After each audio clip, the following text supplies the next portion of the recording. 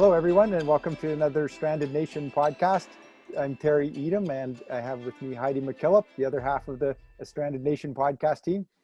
Today, we have some exciting guests that are going to talk about the world of small nuclear reactors, modular nuclear reactors. And Heidi and I are quite familiar with the Canadian energy scene and not as much with the nuclear side. So we're going to learn a lot today, but it's very timely and there's a lot of talk about this new technology. So excited to have a couple of guests today. Norm Sawyer, who's the Chief Executive Officer and President of ARC Nuclear Canada, Inc., and Carol Landry, who's a business manager with ARC Nuclear as well. So welcome, thanks for joining us.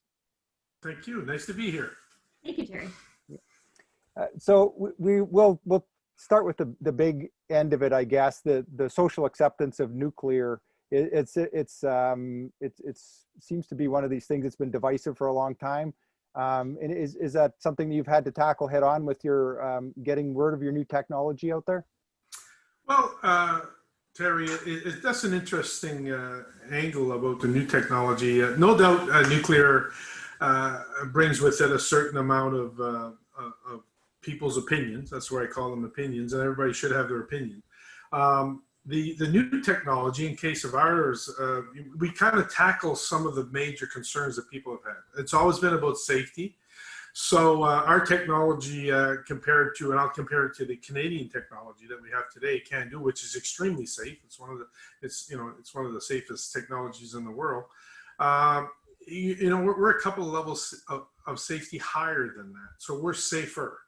We'll say it that way. So in that sense, it addresses one of the issues. The second issue is always around cost of building these massive facilities. Now, I at one point in my career, I was chief nuclear officer at Bruce Power, and that was the largest site in the world. It has 8 reactors there. It produces 7,000 megawatts of power for the province of Ontario, a good chunk of what's needed in Ontario.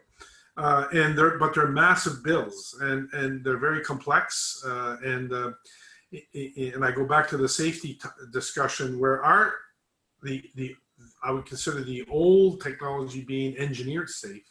The new technology is inherently safe. So it's a natural thing within the reactor that if it starts to heat up, it shuts itself down. It's a natural thing. There's no human intervention required.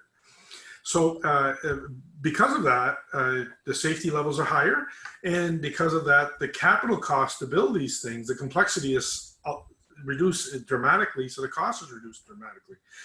Plus, as soon as you make them modularized, they're built in a factory, not a stick file build in the field, so it makes, again, immense amounts of savings. And the third thing that the public normally talks about is waste. Right. What's really interesting about nuclear waste, it's a waste stream that's taken care of. It's a waste stream that is taken care of very safely. And it's a waste stream that the industry has been paying for decades. So it's all there ready to go. There's a technical solution for it.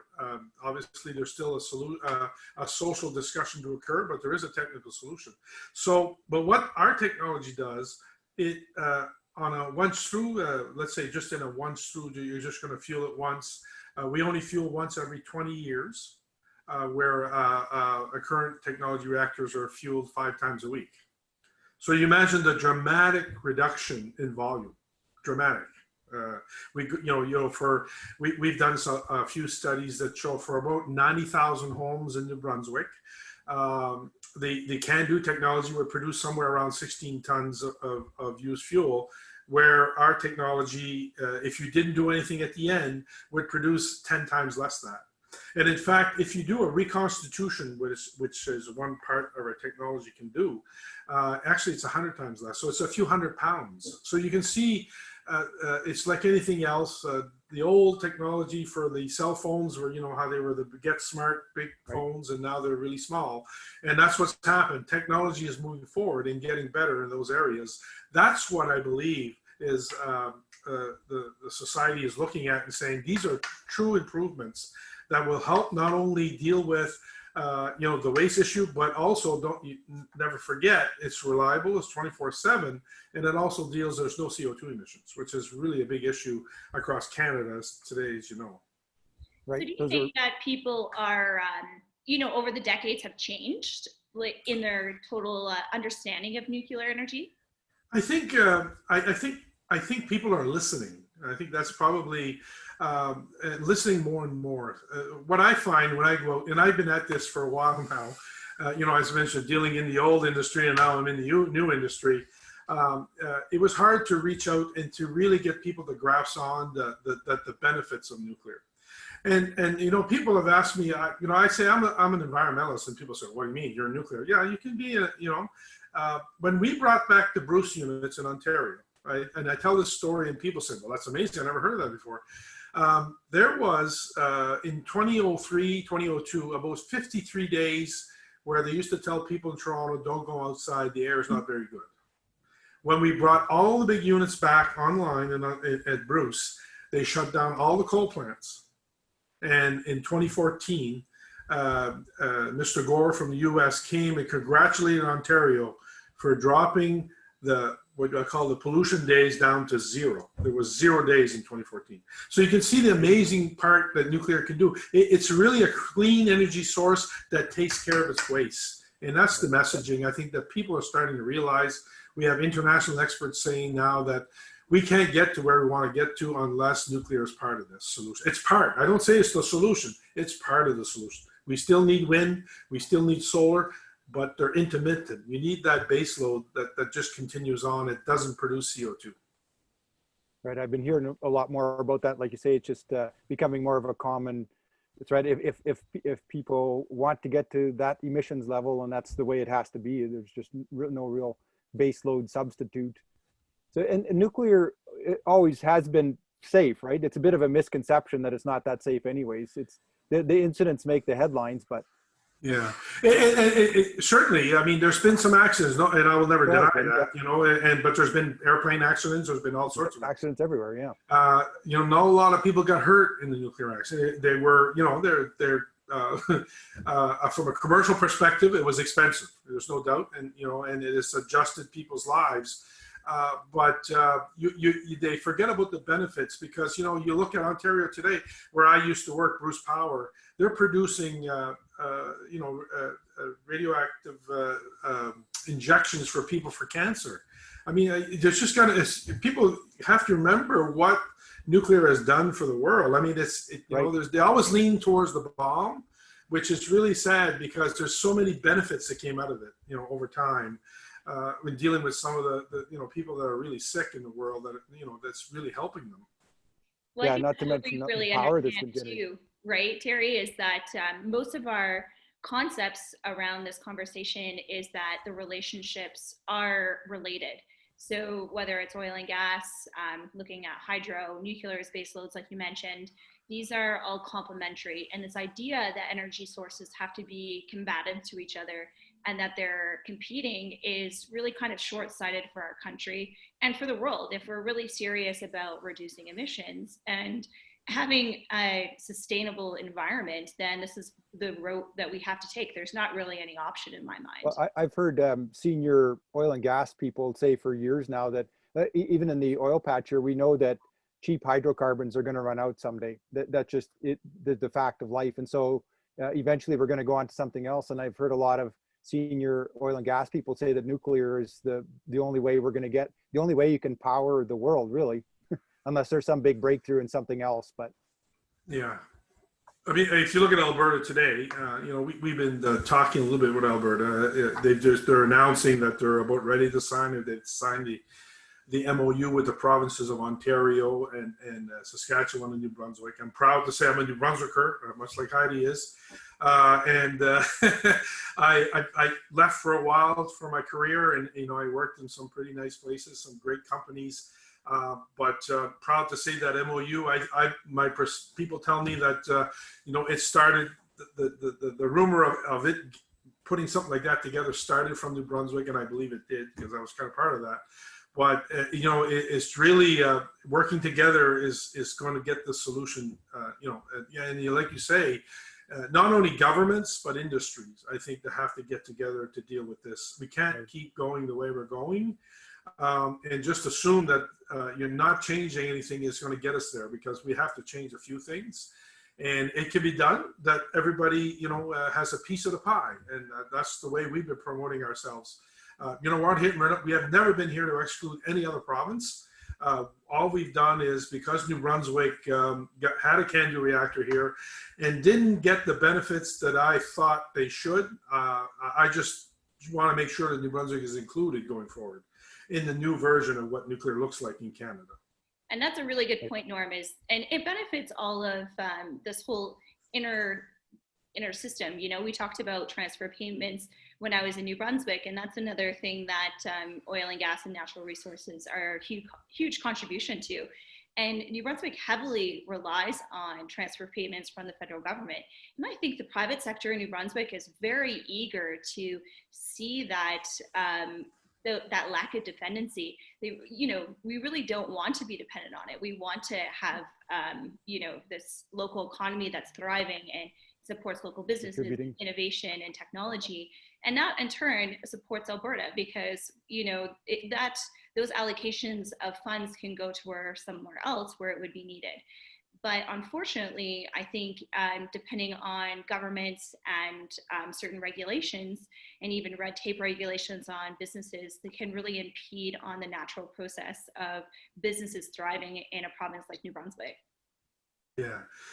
We have a premier that I think is visionary. He just got reelected here just not too long ago. He said it himself. He says, we can't keep depending on Alberta. We all got to chip in. And I think, and he's had discussions with other premiers, I know. And, he's really looking forward to something like this, helping Canada. And if Canada can help itself, it can help the world. And our market, we keep saying Canada, but the market is internationally. As we produce these units, going forward. We've done a lot of research. There's a lot of, countries that I would have never even, thought of being interested. We're getting phone calls from Fiji, believe it or not. I mean, that's, it's interesting to just think that, these people are thinking that far ahead because, fossil fuel has brought us a long way. As I said, Alberta, the coal, there's about 7,000 megawatts of coal. They're trying to convert it to gas now. That's kind of an intermediary step. Saskatchewan is really, they're reflecting, and my discussions with them has been, well, gas may be just like a bridging strategy to get to where everybody wants to get. I think, so this is where, when I say technology guy ours gets us to a place where, you can have inherently safe reactors that don't produce a lot of waste. And if you do produce it, we can deal with it. So I think that's the whole, all has to work together and we can get the oil out of the ground with a lot less CO2 emissions. I think that's the ultimate goal, right? I think there's a lot of crossover here too, that we understand the frustration with the lack of knowledge people have out there, like the safety record, and like you say, especially with new technology, that people just don't understand the benefits that they've had from nuclear power. We feel the same with oil and gas, right? Like you say, at a certain point, there's a environmental cost to it, so we will move to something else. But we have to recognize how the world works, and that it's taken a lot of effort and a lot of machinery to get us here. And now we're ready for the next thing, but you can't. You have to utilize the knowledge that we have here too, like the nuclear side of it, which is. There's a huge knowledge base of it, and if you can apply it to new technology like this, that's just so much better. Is there, can you talk a bit about the regulatory side? Is it a huge challenge as well to get this moving forward? Well, you got to understand, like, and again, I'm starting to show my age here, but I did spend a decade with the regulators, so I know them very well. I know a lot of people there, and they do an excellent job. We just happen to have one of the best regulators in the world. For nuclear. And nuclear is a highly regulated industry, more than probably most. And there's a reason for that, because the society wants to ensure there's limited risk, right? And that's how you do it. You make sure that these things are built in a way. So as I mentioned earlier, because of the regulatory structure in Canada, we built these reactors are extremely complex, engineered safety, so therefore, when that came about, like the regulations grew with that. So I wouldn't say the regulations are a perfect fit for technology like ours today. And I say that because it's like simplified like you wouldn't believe. And there's no, like, for example, a CANDU is pressurized. We have no pressure. We only have temperature. So just that changes the whole, so you don't have an explosion. It just doesn't, it's impossible to happen, right? The regulations need to be adjusted. And as stringent and as sometimes difficult to deal with as a regulator, they are flexible in the sense that they will look at technology and take into account the advantages that it brings. And that's what we're going through now. We finished phase one, and we were the second on-grid SMR technology to do that, the first one in New Brunswick, a tremendous milestone for us. And we're just preparing to get into phase two. But all that to say, we went through phase one very, very well, and there was no indications that that we couldn't get this licensed in Canada. But in phase two, over the next 18 to 20, 24 months, we'll be going through a deeper dive with them and a review of the technology. And after phase two, we know whether we can license in Canada or not. The advantage that we bring and we have this that no other SMR technology has. We've had a prototype that's run for over 30 years. Nobody else has that. And in fact, there's been offshoots of that prototype. And for example, Bill Gates in TerraPower, they're working on a bigger model. But there's also the Russians, the Japanese have all had these sorts of the same technology, but in a different way, which we all learned from OPEX, from them, operating experience, that we put into our design. But the simple one was the original one, and every time everybody tried to do something different, it didn't work as well as the simple one. So you keep it simple, and normally they work very well, and that's what we've kept. And so therefore, all that data, all that information, even the decommissioning of the site, we know. Even what we did with the fuel, we have all that data that we can give to the regulator to give them some assurance that we're not just, these are not just drawings, these are actual technology that's run. And that gives them a good sense that, we're in a good place with the regulator at the end of the day. Awesome. Good.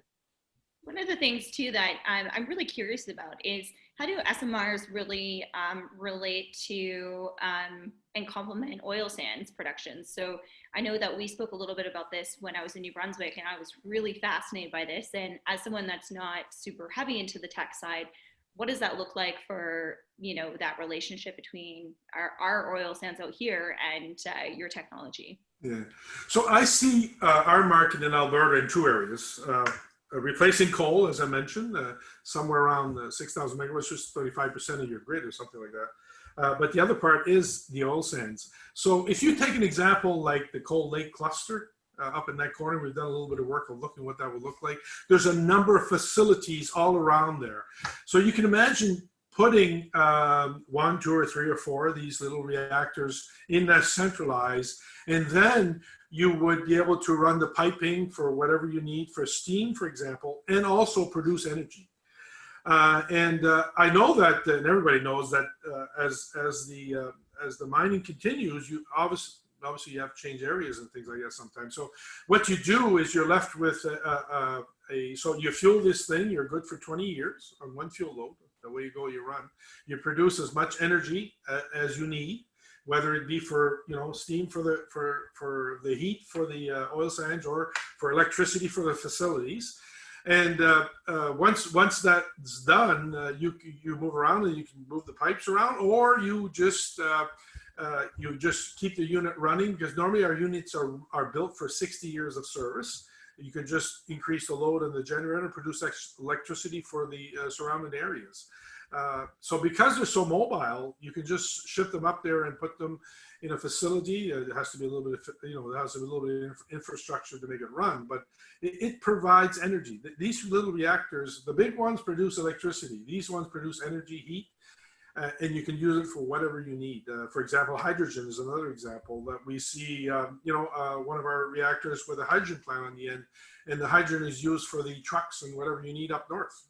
That's another way you can do it. There's all kinds of things you can do once you have this heat source. It's as flexible as gas at the end of the day.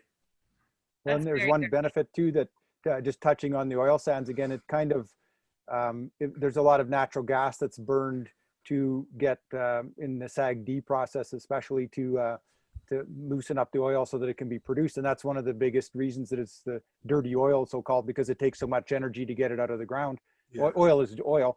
And if you were to replace the natural gas component with nuclear, then it's sort of a game changer for the oil sands itself. As far as reputationally speaking, it's no longer dirty oil. It's just oil. So it really changes the landscape there from that perspective alone too. So there's a huge benefit to Alberta there in that itself. Yeah, I read it somewhere at one point. I forget where it is, but I think it's somewhere around 25% of all the natural gas produced in Canada is actually burnt in the oil sands to get oil out of the ground. So you imagine, I mean, you can imagine first of all, you could use it for something else, maybe heating homes instead. I mean, right. It's just, which is probably its best use in my mind anyway. Probably that's where we should use it.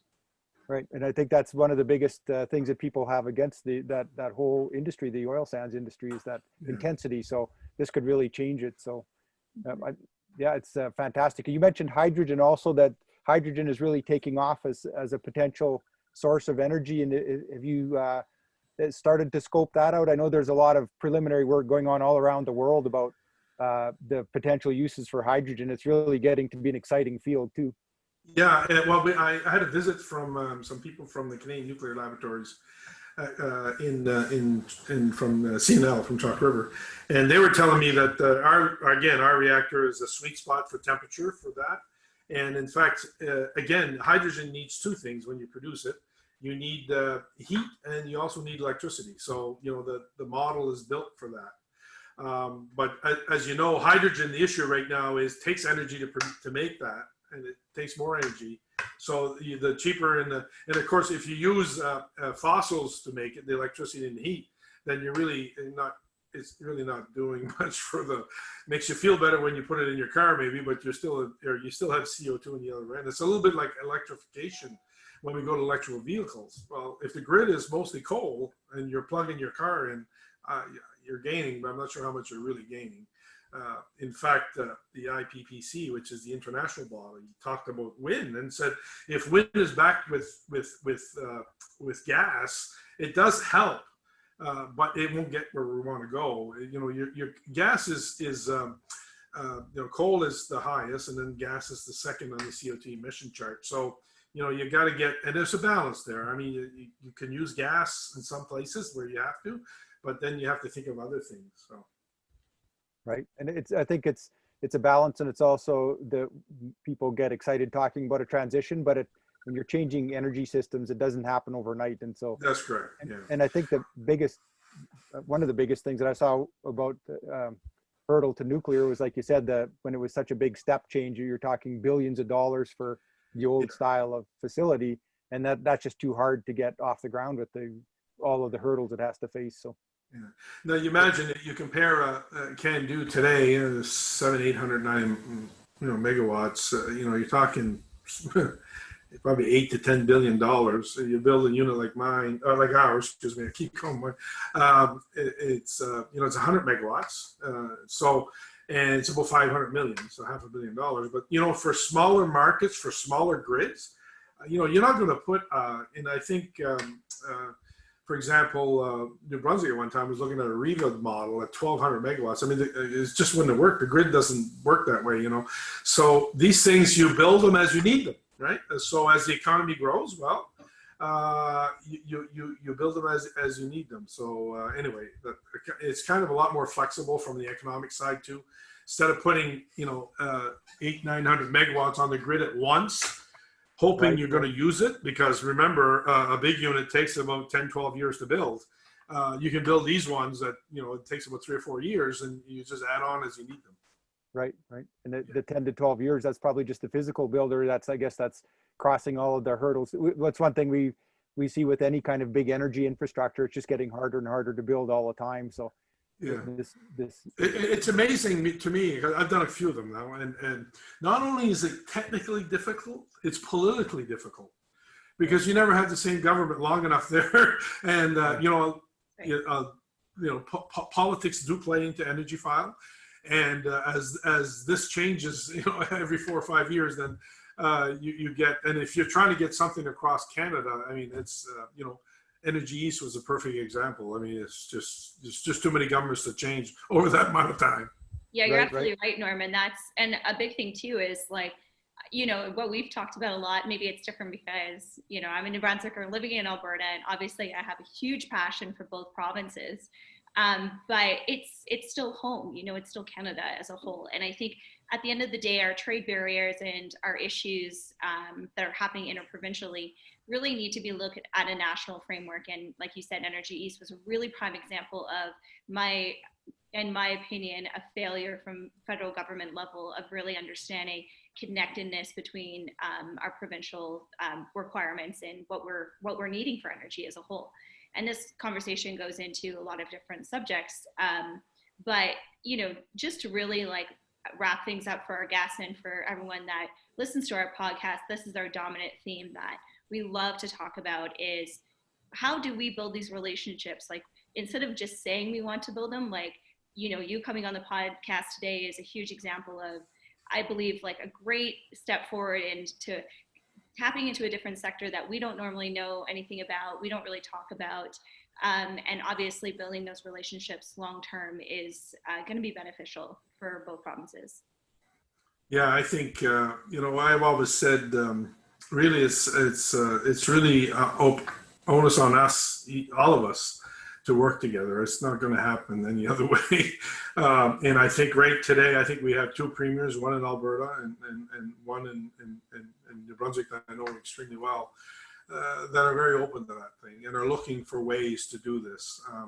And sometimes if you really look at the MOU for the SMRs that are four major provinces, they're showing the example of how people can work together and strategize. And really all we need is, as you mentioned, sometimes it's for the federal government to listen a little bit. I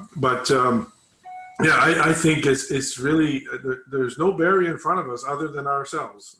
And if we want to work together and put this together, I think it'll work. And I've said that, on many occasions, when I say, and I say it with pride, I'm not here to exclude any province. I'm here to include everybody. I just want to make sure New Brunswick's included this time.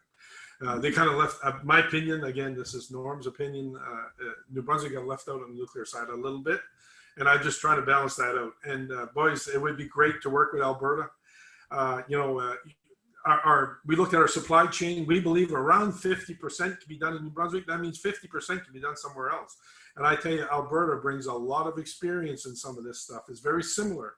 I always use, they say, what is it similar to? I say, well, it's like shipbuilding or major construction, or piping. And I mean, a lot of provinces can deal with that. And Alberta, I think, has a lot of experience in that area, how to move big pieces. I mean, if anybody can do that, it's Alberta. So, they built these big refineries and these big vessels. I mean, there's enough work for everyone here if we all work together.